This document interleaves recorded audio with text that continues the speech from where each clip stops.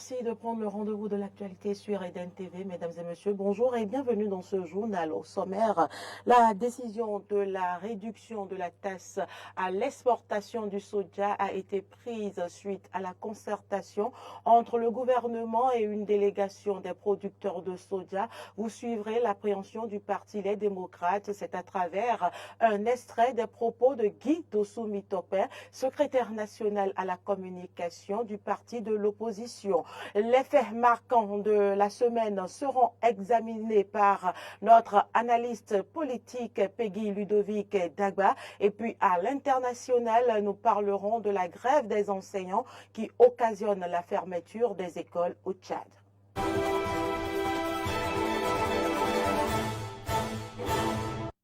Merci pour l'attention. À la suite d'une concertation entre le gouvernement et une délégation des producteurs de soja, d'importantes décisions ont été prises. Celles-ci viennent régler les difficultés soulevées par les producteurs en même temps qu'elles contribueront à faciliter la prochaine campagne de commercialisation. L'une des principales décisions est la baisse de la taxe à l'exportation qui passe de 140 francs CFA à 30 francs CFA. Suivons ici le docteur Guy Dossou Mitope, secrétaire national à la communication du Parti Les Démocrates. Il nous parle de comment le Parti Les Démocrates a accueilli cette décision du gouvernement de la rupture. Le Parti Les Démocrates, comme la plupart de nos concitoyens, ont remarqué aujourd'hui ce communiqué qui a été signé par le secrétaire général du gouvernement et qui s'est prononcé sur les mesures prises par le gouvernement pour la campagne de commercialisation des graines de soja 2023-2024.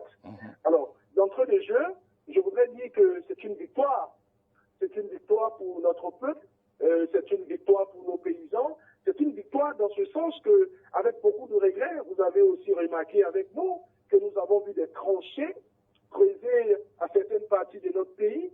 Nous avons constaté aussi des blocs de granit et ces derniers jours qui ont été posés à certains endroits et dans certaines localités de notre pays afin que aussi bien les citoyens que les résidents de ces villages ne puissent avoir la possibilité d'aller de l'autre côté et hors de notre pays. Et pour nous, nous trouvons toute cette situation regrettable. Oui. C'est même d'ailleurs la raison pour laquelle je disais tout à l'heure que c'est une victoire. Donc c'est une victoire parce que le gouvernement a compris qu'il fallait qu'il recule.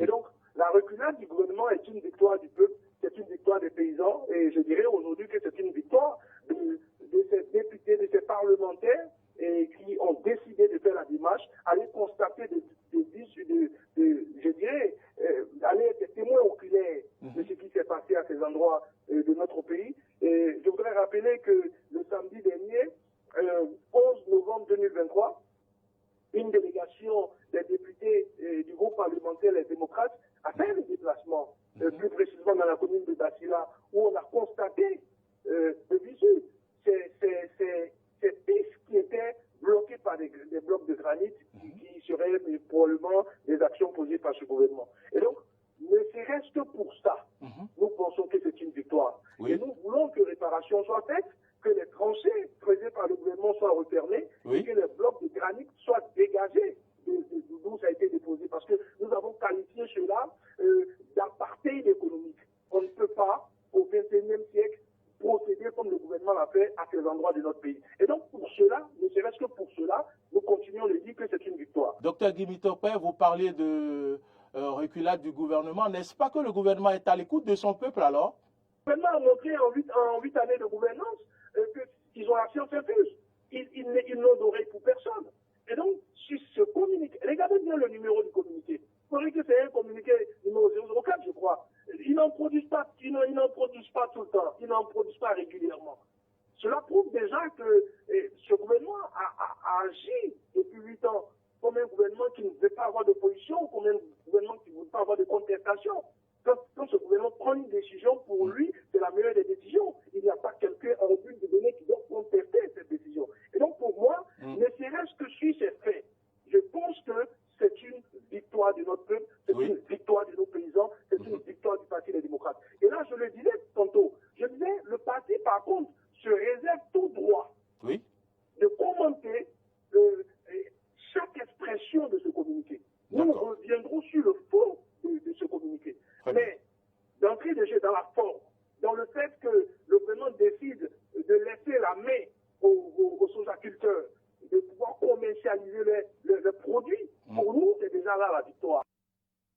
À l'instant, Guy Mitokba qui a été reçu au téléphone par Maury Arnaud Agoua. Ce journal se poursuit. L'Agence nationale de normalisation de métrologie et de contrôle qualité ANM continue sa lutte contre l'utilisation d'instruments de mesure qui ne respectent pas les normes en vigueur. Avec le soutien de la directrice départementale de l'industrie et du commerce, l'antenne régionale Zoukoline de l'ANM a parcouru plusieurs marchés et points de vente à Abomey, Boïcon et Glazoué. L'objectif de cette descente de routine était de contrôler de manière systématique toutes les balances qui ne sont pas certifiées avant leur utilisation ainsi que celles dont les vignettes de certification sont expirées. Pour mener à bien cette opération, l'antenne régionale a bénéficié de l'appui d'une équipe de la direction générale de l'ANM. Profitant également de cette occasion, la directrice départementale de l'industrie et du commerce a sensibilisé les commerçants et les industriels des départements du Zou et des collines à adopter des comportements exemplaires, en particulier à l'approche des fêtes de fin d'année, afin de garantir la protection des consommateurs. Vous le savez, les syndicalistes ont brillé par leur absence devant la commission budgétaire de l'Assemblée nationale. Nous avons tendu notre micro à certains citoyens pour recueillir leur avis par rapport à cet acte. Suivons-les au micro de Grâce Avaligbe. Les syndicalistes ont carrément boycotté les assises avec la commission budgétaire de l'Assemblée nationale le mardi 14 novembre dernier. Convoqués, ils estiment qu'ils devraient être en possession du document du budget de l'État exercice 2024 avant la rencontre. Voici ce qu'en pensent des citoyens. Selon les règles, c'est que avant que je n'entame quelque chose, il faut que j'ai le document en main. C'est comme si vous envoyez un enfant à l'école sans livre. L'enfant, il a lu quoi? À l'école, on lui donne des exercices. L'enfant pourra s'en sortir comment? Il faut que l'enfant ait déjà le document à l'avance, qu'il prenne connaissance de ce qu'il veut faire. Donc je pense que c'est ça les syndicalistes ont choisi faire. Ils ont voulu prendre connaissance avec le document avant d'aller intervenir. On ne doit pas boycotter les choses normalement. Mais avec cette procédure, je vois qu'ils ont raison. Parce que si vous êtes convoqué pour un travail, vous devez avoir ce pourquoi vous êtes convoqué à l'avance. Donc le document là, normalement, doit être envoyé aux syndicalistes. Ils n'ont pas eu ça et ils ont boycotté la séance. Le président de la commission des lois qui devait leur envoyer le document qu'il n'a pas fait, c'est lui qui est en train de plonger notre président. Sinon, il n'est pas si mauvais comme ça. Bon, par rapport à ça, je pense que les syndicalistes ont parfaitement raison. Parce que je vais sur un terrain pour discuter d'un sujet, mais je dois prendre connaissance d'abord du sujet. Vous comprenez? Je suppose que je vais à une élection pour être peut-être président. Il faut que je sache quels sont mes rôles d'abord. Quelles sont les attitudes à adopter. Je ne peux pas me lever un jour pour dire que je vais être président. Donc, je dois prendre connaissance des documents et savoir maintenant sur le terrain comment maintenant aborder le sujet. Parce que, quoi qu'on dise, il doit y avoir des questions pertinentes. Or, s'ils n'ont pas connaissance du dossier, ils ne pourront pas répondre favorablement et satisfaire les députés par rapport à ceux des projets. Je pense que c'est ça. Ils ont raison. Moi, je les trouve parfaitement raison. Mais pour Fréjus Setondji, la politique de la chaise vide n'est pas tolérable, quelle qu'en soit la raison. Je suis vraiment contre cette politique de chaise vide des syndicalistes. Ils doivent assister, mais peut-être se réserver de donner leur point de vue là où l'Assemblée et la Commission des finances les attendent. Et pour les uns et les autres, ce boycott est simplement l'expression de la démocratie au Bénin. Pour le moment, la démocratie exige ça. Donc c'est la vraie démocratie, ça. La démocratie, c'est la liberté de s'exprimer. Si vous n'avez pas la liberté de vous exprimer, ça veut dire que vous n'êtes pas dans un pays démocratique. C'est ça. Quand tu n'es pas d'accord, tu n'es pas d'accord. Donc la démocratie, c'est son application. Ils nous ont montré comment vivre cette démocratie dans laquelle nous sommes. Instant entretien à présent, c'est avec Peggy Ludovic Daba. Il est le rédacteur en chef d'Eden TV, de Diaspora FM, analyste politique. Peggy, bonjour. Bonjour à vous, Carole Olaye. Bonjour, chers amis téléspectateurs. Alors, nous démarrons par la décision du gouvernement par rapport à la réduction de la taxe à l'exportation du soja. Quelle lecture en faites-vous, Peggy Ludovic Daba? Eh bien, Carole Olaye, par votre question, vous me renvoyez juste, à tout ce qui s'est passé le jour de l'investiture de la 9e législature. Souvenez-vous qu'à l'entame de cette cérémonie, tout le monde a été pris à dépourvu par cette déclaration de l'opposition qui faisait son entrée au Parlement béninois, Parlement duquel elle a été absente pendant toute la 8e législature. Et les démocrates, en l'occurrence, se sont fendus, j'allais dire, d'une déclaration pour appeler le gouvernement à s'intéresser à la situation que vivaient à l'époque, et bien sûr, les sojaculteurs. Et quelle situation ces sojaculteurs vivaient? L'exportation, était interdite. On ne pouvait plus, les producteurs n'avaient plus la possibilité, et bien sûr, j'allais dire, de procéder à l'exportation de leurs produits sans passer par les mailles du ministère du Commerce. Deuxièmement, le coût à l'exportation, le coût du taxe a été, renchéri à 140%. Et ceci avait créé des remous, des problèmes. Les sojaculteurs s'étaient réunis, ont eu à faire des déclarations, ont eu à faire même des mouvements. Les politiques s'en sont mêlés pour porter leur cause. Et à la suite des démocrates, on a eu aussi la délégation du groupe parlementaire Union progressiste pour le renouveau qui s'est portée sur le terrain à la rencontre de ces sojaculteurs dans le Bénin profond, surtout le Nord qui a la terre vraiment fertile pour la chose.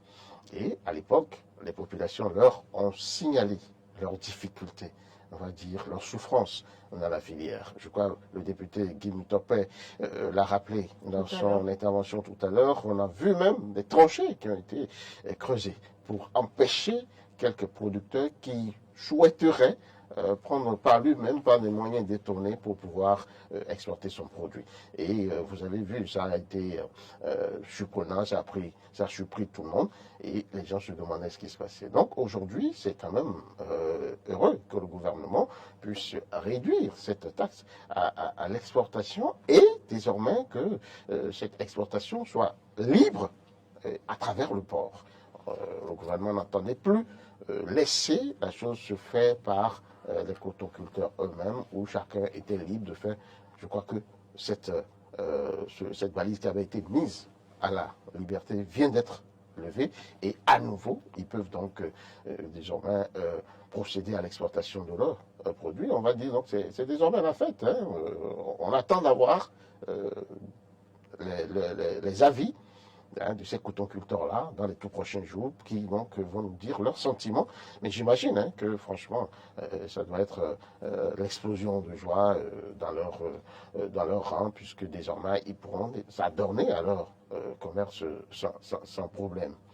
C'est la lecture que moi évidemment, les politiques, on a su hier la réaction de Guy Mutopé, du Parti des démocrates, il en étant le secrétaire à la communication. On a eu également au niveau du Parlement béninois l'Union progressiste, le renouveau, dont les membres n'ont pas fait long à se présenter devant la presse pour s'attirer évidemment les draps, les prébendes de cette victoire. Donc voilà, on va dire que ce sont les producteurs finalement et qui, ma foi, seront ceux qui vont en tirer vraiment les prébendes, les marrons et les populations, parce que ce sont les populations aussi qui utilisent ces produits. Beaucoup vont se poser la question de savoir, mais pourquoi autant d'engouement pour ce produit, les soja ici au Bénin? Il faudra juste leur expliquer que c'est une denrée vraiment prisée chez nous et qui entre dans la composition de plusieurs produits chez nous. Vous avez sur le plan alimentaire, vous l'avez également dans l'évolution, dans, la culture, l'élevage voilà, du bétail. Vous l'avez également dans le domaine médicinal et toute population qui a des terres dont elle ne peut rien faire peut donc commencer à évidemment cultiver ce produit et pour en tirer des profits.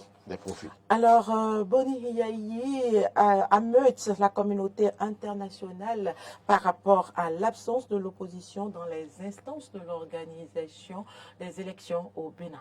Vous savez que 2026 fait des émules. 2026 étant une année charnière, une année de, on ne va pas dire de tous les dangers, mais de toutes les attentions et de tous les enjeux. Parce que c'est l'année des élections générales. Et chaque partie prenante dans ces élections affûte ses armes. Et quand nous allons observer la situation au plan national, les instances qui organisent les élections sont lesquelles? Nous avons le Sénat, la Commission électorale nationale autonome, qui aujourd'hui a 2 chambres. Il y a la chambre, on va dire, des politiques, et puis l'organe même d'élection qui est la Direction générale électorale, DGE. Quand on fait le point, on ne voit pas de manière précise l'opposition dans le sens des démocrates. Et à la Cour constitutionnelle également, la question évidemment a suscité des remous, a fait des vagues en son temps à la composition et à l'avènement, bien sûr, de la nouvelle mandature de la Cour constitutionnelle. Ça n'a rien empêché, hein? Bon, vous savez, et c'est là que le président Boni Yayi entre en scène pour dire ici, nous n'avons pas nos représentants. À partir de cet instant, nous n'avons pas une prise sur l'organisation des élections. Mais que peut faire la communauté internationale face à cela? La communauté internationale a simplement à chercher à comprendre ce qui se passe. Et déjà, je ne vais pas vous faire économie de vous faire remarquer que le porte-parole du gouvernement, Wilfred Goumbedji, via les ondes d'une radio internationale, a bien répondu à Boni Yayi en disant que l'opposition est bel et bien présente au sein de la Commission électorale nationale autonome, la personne du représentant des forces Corides pour un Bénin émergent. Ceci a suscité beaucoup de remous, beaucoup de critiques, mais c'est malheureusement vrai, puisqu'à l'époque, les démocrates n'existaient pas. À l'époque où il fallait mettre en place la Sénat, il fallait acter la composition de la Sénat, les démocrates n'existaient pas. Et c'était les FCBE qui étaient le bras opposant de la classe politique béninoise. Et à l'époque, je crois qu'ils avaient été consultés et ils ont donné un représentant qui siège à la Commission électorale nationale autonome. Qu'en est-il alors au niveau de la Cour constitutionnelle? Je crois que la Cour elle-même sera saisie en son temps pour... Mais vous vous demandez qu'est-ce que la communauté internationale a à faire? Elle a, simplement, si elle devrait s'en préoccuper, et bien sûr à descendre au Bénin et à chercher à comprendre ce qui se passe pour savoir quoi faire. Parce que ce qui se passe ici, ce que réclame le président Boni Yayi, n'est pas simple. Et ce n'est pas bête non plus. Les instances ayant été déjà installées sont constitutionnalisées. Et aucune loi ne prévoit la remise en cause de leur constitution en cours de mandat. Voilà le vrai problème qui va se poser. Est-ce qu'on pourra retourner devant l'Assemblée nationale pour retoucher à ces lois-là? Est-ce que la Constitution, à ce moment-là, ne pourra-t-elle pas être retouchée? Parce que c'est des mandats constitutionnels. La Sénat est désormais une institution constitutionnalisée. La Cour constitutionnelle l'était déjà. Donc, vous voyez un peu, tout ceci va occasionner des retouches des droits fondamentaux et autres. On va attendre juste voir comment tout ceci pourra être géré par la communauté internationale qui, quand même, est outillée pour ce genre de cas, il faut le dire. Merci à vous, Peggy Ludovic Deba. Je rappelle que vous êtes le rédacteur en chef d'Eden TV et de Diaspora FM, analyste politique. Merci pour toutes ces précisions. Et ce journal se poursuit. Au Tchad, une grève des enseignants paralyse le système éducatif. Cette grève a été initiée au début du mois de novembre par le syndicat des enseignants du Tchad pour exiger le rétablissement de leur salaire. Les perturbations ont contraint des écoles à fermer leurs portes. Reportage. Silence radio ce matin dans cette école publique. Les salles sont restées hermétiquement fermées depuis le 2 novembre, date à laquelle le syndicat des enseignants du Tchad a lancé une grève sèche sur l'ensemble du territoire national. Et c'est là aux grandes dames des élèves. Je veux à ce que les cours reprennent normalement, que les autorités fassent leur travail. C'est pas bien pour que les élèves restent à la maison. Ça ne nous arrange même pas. De faire de telle en sorte que nous puissions repartir à l'école. Parce que rester à la maison, ça ne nous aide vraiment pas. Que le gouvernement fasse de son mieux pour qu'on puisse repartir à l'école. Moi, j'appelle à les autorités de penser à leur progéniture. Parce que ce qu'ils sont en train de faire, ce n'est pas bien. Il faut qu'ils pensent aussi sur les enseignants pour que les enseignants forment nos enfants. D'abord, demain, ils vont aussi diriger le pays comme eux. Les enseignants du TIAD observent cette grève pour revendiquer plusieurs points, notamment leurs droits sociaux amputés par le gouvernement en 2016, équivalent à plus de 3 milliards de francs CFA. Si jamais nos conditions provinciales ne se satisfont pas comme nous le voulons, si elles ne sont pas satisfaites comme nous le voulons, évidemment, nous avons suspendu. On suspend, ça va pour reprendre. Au moment venu, c'est ça. Si nous pensons que ça ne marche pas, à un moment donné, parce qu'à ce moment, nous avons suspendu. Maintenant, nous allons voir. C'est comme ça que nous avons dit dans notre communiqué que nous avons suspendu, mais nous avons toujours un œil derrière ce que nous avons revendiqué auparavant. C'est-à-dire que si jamais les conditions pour lesquelles nous avons déclenché la grève ne sont pas satisfaites, eh bien, nous serons obligés peut-être de reprendre la grève s'il y a lieu de le faire.